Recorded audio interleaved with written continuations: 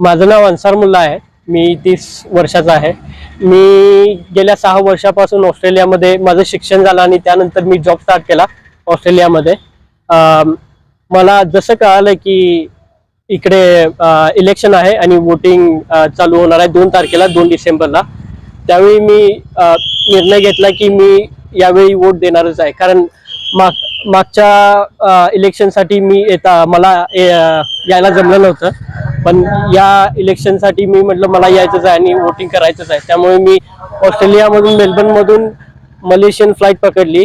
क्वालालंपूरमध्ये ले ओव्हर करून मी मुंबईची फ्लाईट पकडली आणि मुंबईपासून 6 तासाचा प्रवास केला इकडे आणि मी वोटिंगसाठी खास आलो.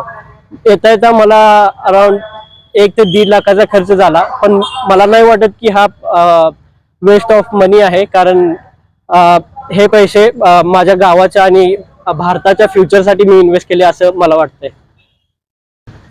शिराळ्याच्या प्रगतीसाठी आणि विकासासाठी माझं योगदान जरी थोडं असलं तरी माझं योगदान लागावं अशी माझी इच्छा होती.